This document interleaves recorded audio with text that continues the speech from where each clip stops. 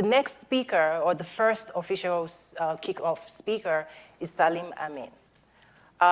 To introduce him, I would say he's the foremost journalist on the continent of Africa. He flew in from Nairobi, Kenya. He had to make 3 stops to get here.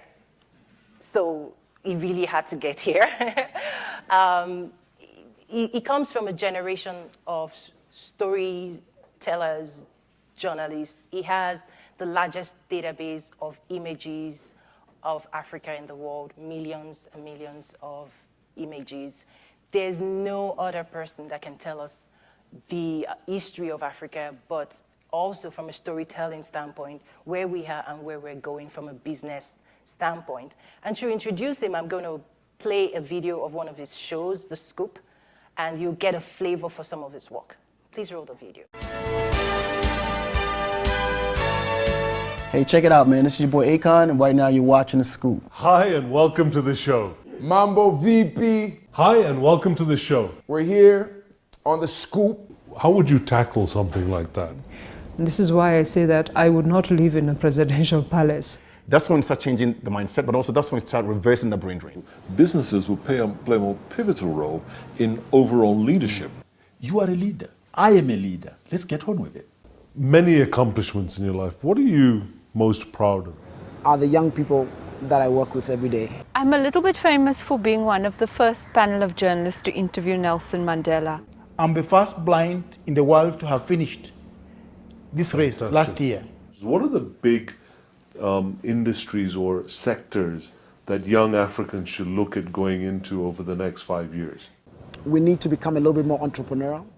God doesn't duplicate talent.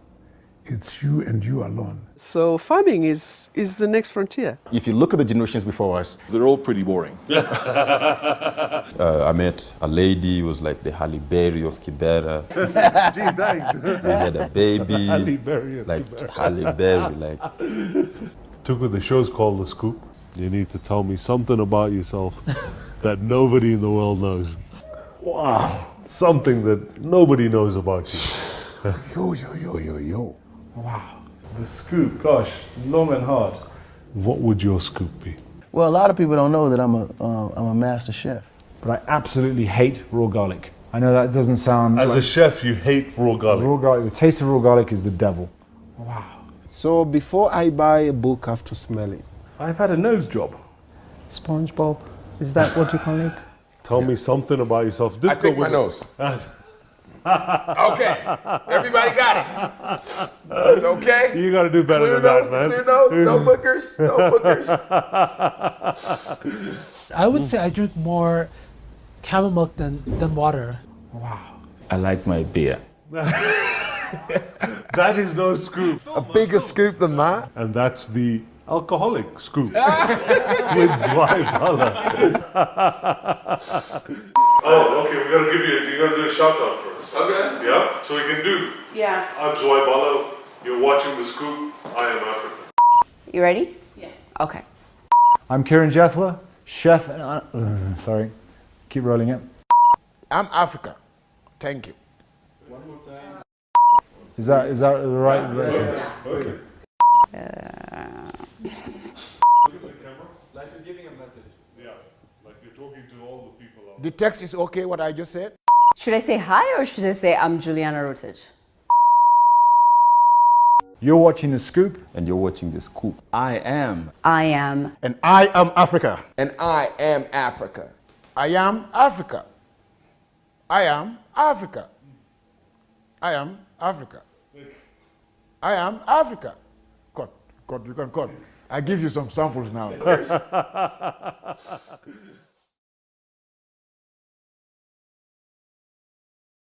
Ladies and gentlemen, please welcome to the stage Salim Amin.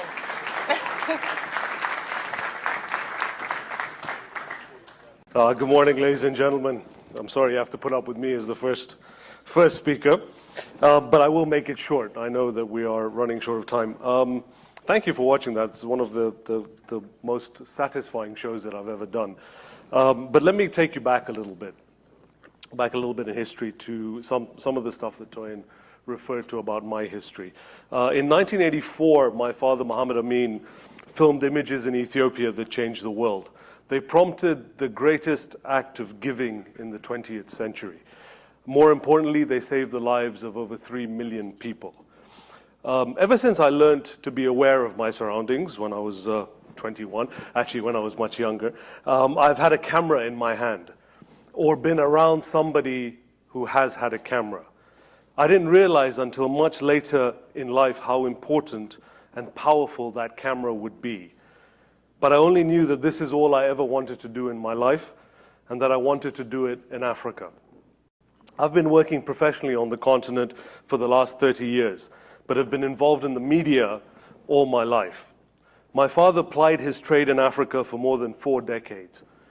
He loved Africa and its people, but most of the stories he did only highlighted the very worst that the continent had to offer.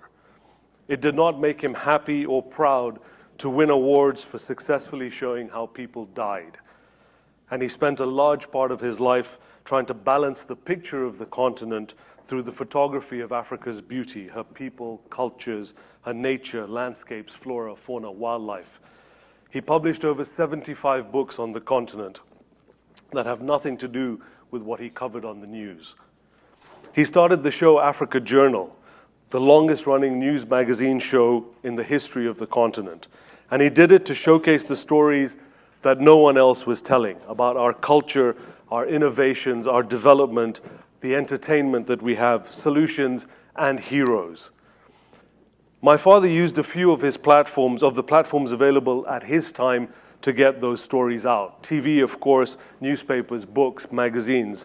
Now, we have so many more platforms to tell our stories. TV and print publications are still around, as is radio, but add the internet, social media, mobile phones, live events like this one, DVDs, cinematic films, podcasts, even visual games. We have opportunities that my father would never have dreamed of. Ones that he would have exploited to the fullest to fill his pockets. My dad was a bit of a notorious businessman. Again, we can talk later about how he shot pictures with 4 different cameras working for 4 different clients, none of whom knew he was working for the other one. With our content, as Africans, we are very innovative in that way. With our content, we try and look for positive stories, but we also can't back away from the bad news.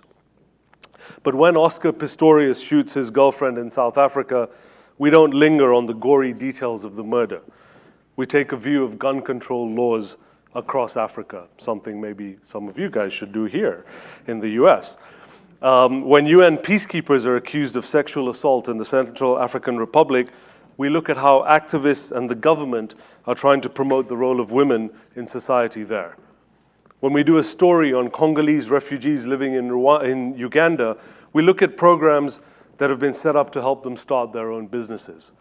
We find characters and angles that provide solutions, heroes, hope that our problems will be solved by our own solutions. I hosted The Scoop for over 3 years, and I had the privilege of speaking to some of Africa's greatest success stories, from Bob Collymore of Safaricom to music legend Akon and conservation guru Richard Leakey. How we shaped Africa's story with The Scoop was not just achieved by the guests that we chose, but also by the questions that I asked. I tried to find out the challenges my guests had overcome, how they used their education, sometimes very little education, to help them reach their dreams, what advice they have for the young people on our continent, as well as what advice they have for our leaders. I was looking for how they balance their professional and personal lives, why they continue to stay in Africa or why they've come back to the continent, what they wish they had done differently, where they're aiming their talents and expertise in the future.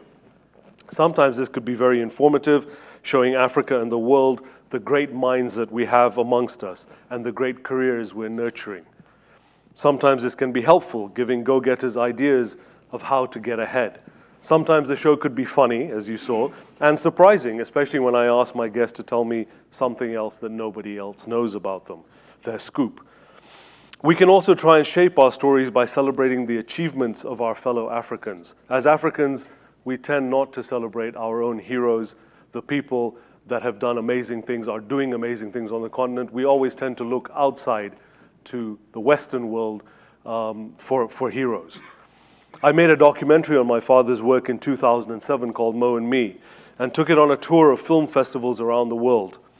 Not only did it win dozens of awards, but the film helped show an African telling the continent's stories, keeping up with and beating Western journalists at their game.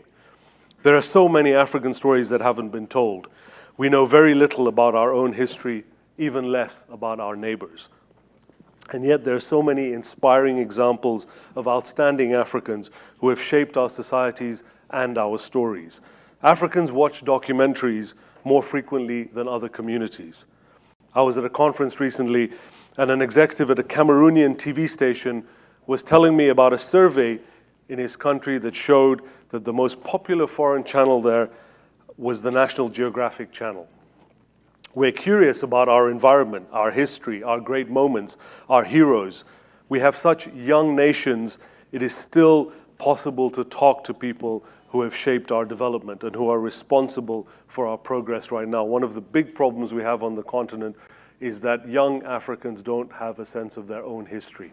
They don't understand or learn about the heroes that shaped our continent, our struggles.